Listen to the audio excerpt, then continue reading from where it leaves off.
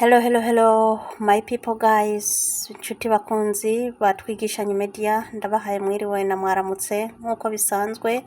Ni jewe nsanzwe ndabaha bya vyigwa bitandukanye byo kumenya kuvuga indimi zitandukanye, kumenya kuvuga icarabu, kumenya kuvuga igishinwa.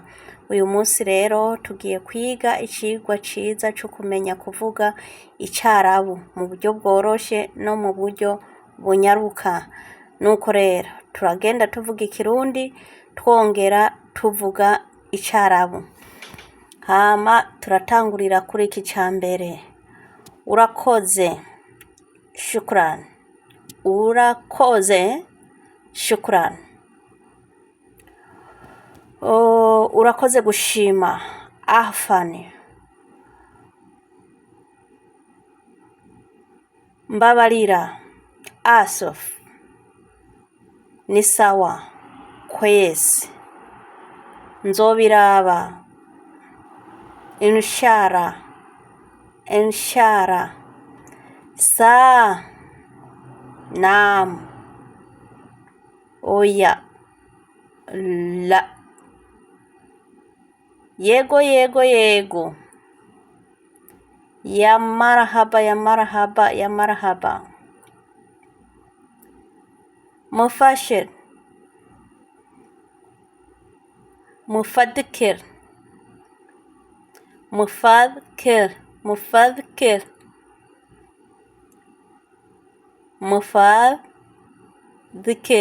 yani ni nka kujya wogira wovuga ati musaidie, mufadhkir,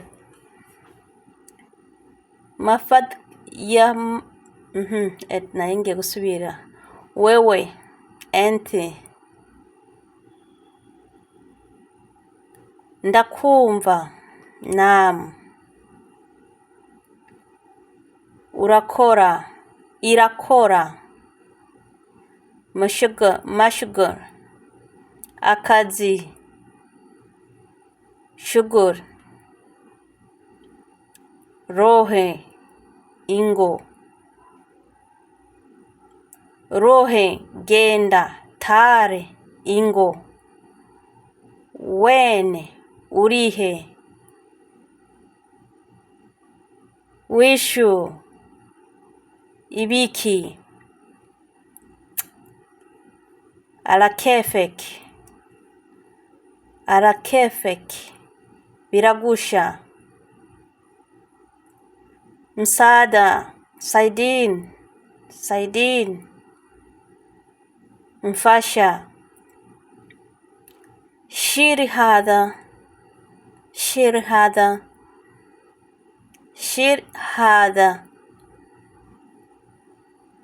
twara ibii,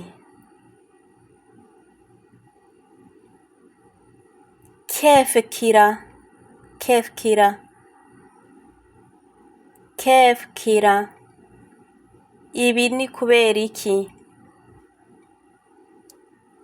kef hada hina, ibi biri ngaha kubera iki, wishu ni shiri, njane ibihe, wishu ni shiri, njane ibihe, wishu ni jibu, nzane ibihe, wishu tibwa, ushakiki, wishu yisowi, nhoriki, wishu mshugur, nakazi kiki,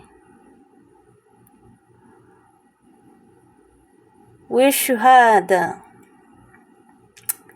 ibi ni biki. Okay, sawa,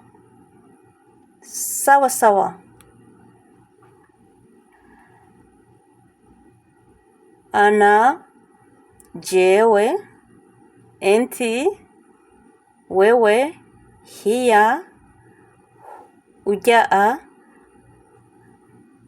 hina ngaha nuko rero my people mwibuke gukora subscribe, like na share